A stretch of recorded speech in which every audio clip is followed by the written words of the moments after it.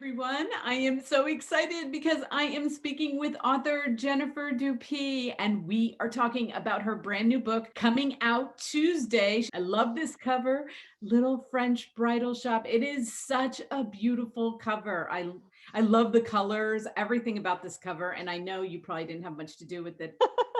No, full credit goes to my editor, Leslie Gelbman, who had a vision for this book from the beginning, and to the art director, Michael Storing. So full credit to them for sure, but they know what they're doing. Yeah, and when you're reading this book, I kept going like to look. I just had a picture of it. She goes into the main character goes into this bridal shop, and I wanted to vision it. I wanted it in my head, and I used that a lot. I have to tell you, when I got done with this book, I knew that you were a debut author. But then when I was done, I'm like, no, no, no. She had to. This can't be her first book. Another book. I am so shocked that this is your first book. That is the highest compliment Oh, I can give you. It was so good. You are such a great author. You really are. I could not put this book down. I loved it. I am a romance reader at heart, and nothing mm. better than a good romantic story that takes you out of whatever you're doing of your day that you can just go to and read about. And I loved Larissa. So I'm going to let you tell us how you came up with this story. Yeah, well, thank you so much for having me. First off, it's such a pleasure to be here, and that was such a nice compliment you paid me. I will say it's not the first book I've written; it is the first one I've published. So I've had some practice in the works, but I do work really hard on my writing. So it's so nice of you to say that. Talk a little bit about the story first, and then I can tell you kind of the story behind the story. So the story is set in motion when Larissa Pearl returns to her small seaside hometown upon the death of her great aunt Ursula. She's in a bit of a funk. She's just recently lost her job and she's broken up with her boyfriend, and she's really struggling to deal with her mother's failing health. And on a whim, she wanders into the local bridal shop on the little main street there, and she ends up leaving having bought a dress, even though she has no groom. So soon word spreads all over this small town that she's getting married. And rather than do anything to dispel the rumors, she really starts to perpetuate them. And, for me, I'm a really imagistic writer. So for me, this book kind of started with two images. I grew up on the North Shore of Boston, Massachusetts, and my grandmother lived there for many years in this small seaside home town called Beverly Farms, which is right next to Manchester by the Sea of, Manchester by the Sea movie theme. And so it's quaint, it's seaside, and it was one that was really kind of in my psyche as I wrote the fictional town that was based on that town. So I had this image of this house, and I kind of knew Larissa owned the house, but I wasn't sure kind of what would happen. So fast forward a few months, and I had treated myself to a writing weekend at a hotel in also a quaint seaside town, Rockport, Massachusetts. And I was sitting in their dining room at the Emerson Inn and just hoping to kind of settle into some meaningful writing. But I kept finding myself distracted by this very large repeating pattern of pheasants on the wall. And I kept looking at the wallpaper, and I kept laughing when I looked at it, because I couldn't stop looking. I started to write the wallpaper into the story, and that's where the story started to emerge. And a little tangent here is that, when I went to revise that scene months later, I had neglected to take a photo of the wallpaper. And, writers being obsessive folk that we are, I was like, oh my God, I need a photo. And so I called the inn and said, can you take a photo? And they said, well, the room is under renovation and they're ripping down the pheasant wallpaper, but we have these leftover rolls of it. And if you want, we can give you some. And, of course, yes, please, right? So I went up to Rockport and I got this wallpaper. And here I have a framed picture of it, so I can share it with your viewers today. And this was with me the whole time I was writing the book. That is so cool. I love stories like that. That is so cool. Okay, so let's talk Thank you. Larissa because I've been dying to talk about her. I just loved her, and I think you captured a little bit of every woman. I lost my mom a little while ago, so Oh, I really I'm related to the sorry. struggle that she was having. My mom had cancer, dealing with seeing her every time Larissa had to see her mom. She kind of went through this like angst. like she wanted to see her, but she knew it wasn't going to be good. And her mom had dementia. So I love how you brought that in. And it was so real because I've known adults that have it. It was so real, but I could feel her. And then that in between, like life, like, what am I going to do? And I just wanted to go buy a wedding dress. Oh, well, yeah. So when I realized Larissa was struggling with her mother's failing health, and I really wanted to channel that feeling of disorientation and confusion that you were just describing, So, and it was something that I deeply felt when my own mother was diagnosed with breast cancer when I was 24. My parents were divorced, and so I had just graduated from college. I was 22 actually when she was diagnosed. Was thrown in this position of caretaker, and it was a really challenging place to be, as you described, because of course you love your parents, you care for your parents, you want to be there for them, but there's a really strong role reversal when you're the child, even an adult child who's caring for a parent. And there were moments where, she was struggling with something and I was trying to help her and she was being sort of adamant and in charge and she's my mother and I'm wanting to respect her, but I know that kind of her decision is not the right one and I need to override it. And so as I was writing about Larissa, that's really what I wanted to explore. And I Yeah. chose dementia as the disease because I feel like caretaking in those moments, you really can feel a strong loss of self, which is what Larissa was feeling. And in dementia, of course, the person who's suffering from it feels that loss of identity strongly. But I wanted to explore how the caretaker, the daughter, was feeling that loss of self. And I felt like the theme of picking dementia kind of amplified that theme. I feel the same way. I mean, my mom certainly didn't have dementia, but we did. My mom was only 17 years older than me too, so we were close Yeah. Oh, in so age so anyway. close. Yeah. Yeah, but it was, Sorry. and she battled me a lot. Yeah, I remember those moments. Yeah.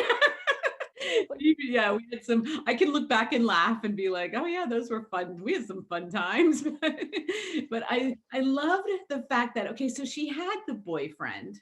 Brent. He would have been like the easy route. Oh, for He sure. would Yeah. have been the easy way to go. And haven't we all been there where it's like, okay, I'm not madly in love with him, but he's got these good qualities and it could be something. But then she realized, like, no, I can't go the easy way. I loved that about her. I wanted to be her. I was like, I should be more like her at times, you know? Oh, yeah.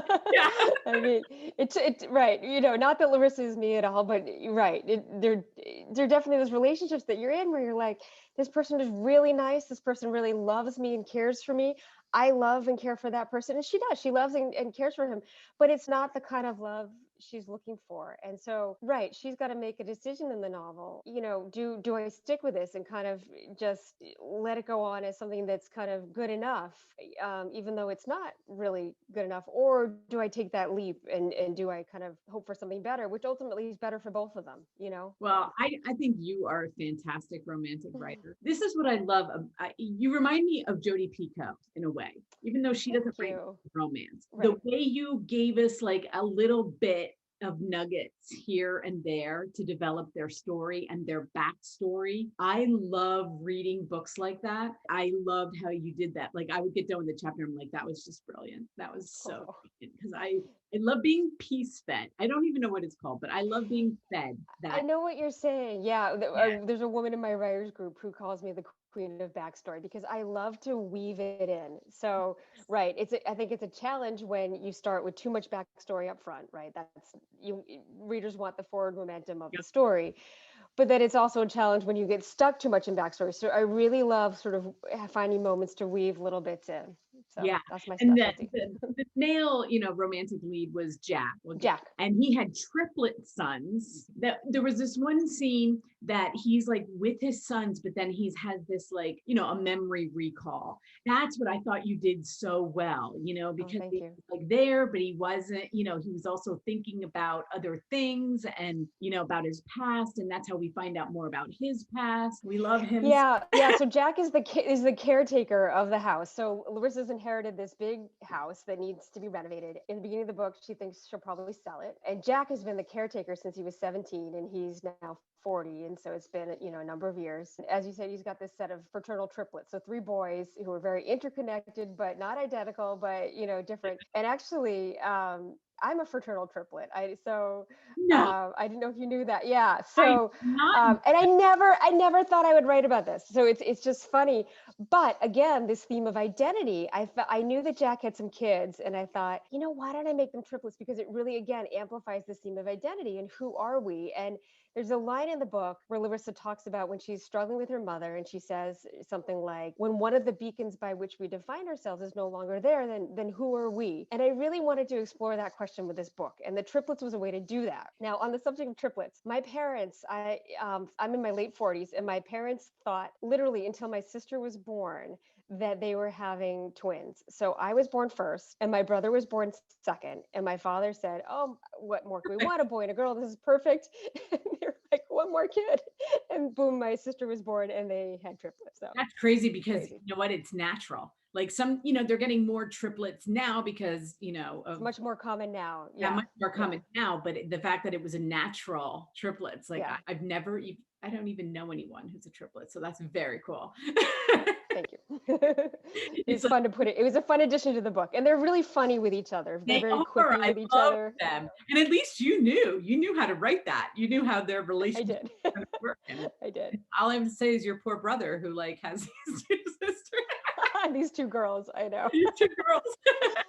That's Yeah. awesome. Okay, before I let you go, I know you're writing your next one. I read that you're already working on your next one. So what do we have to look forward to and when? Oh, thank you for asking. Yeah. So I have two new works in progress right now. One of them I'm not going to talk about because it's still really in gestation mode, and I don't really know. I've got to get my hooks into it first. Right. But the second one it's about a little girl. It's told from a first person point of view. So it's a challenging point of view. Mhm. She's 7 years old. Her stepmother and her father are expecting a baby. And the story opens with a strange man arriving at the foot of the driveway and claiming that that baby could be his. So that sets everything in motion. And I would say I'm close to halfway through writing it. So let's hope I finish up soon and get it sold and out into the world. Oh, I can't wait. I really can't. I love when you come out with one like in a year, like that we can like every year, That's what I'll shoot. That's what I'll shoot for.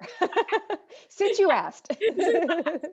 just a book a year, no big deal. From the time you think about it till it's out in the world. I mean, it sounds like it's not a lot, but it's a lot. It's a lot of work to do that. It's a lot. I mean, writing books is something, it's just a pleasure and a challenge to which I'll always return. So, Um, not sure what the timeline will be, but I'll be back. uh, yeah, like I said, I love your writing. I can't wait for your next book. This was so much fun. Like Oh, I yeah. said, this book comes out on Tuesday, is her book launch. And are you so excited about that? I'm so excited. It's upon us, and it just feels like incredible because, you're waiting so long, and it's so exciting. So, yeah, March 9th, it Oh, debuts. awesome. Well, thank you so much, Jennifer. It was so much fun talking to you and meeting you. And we will talk again when your next book, please.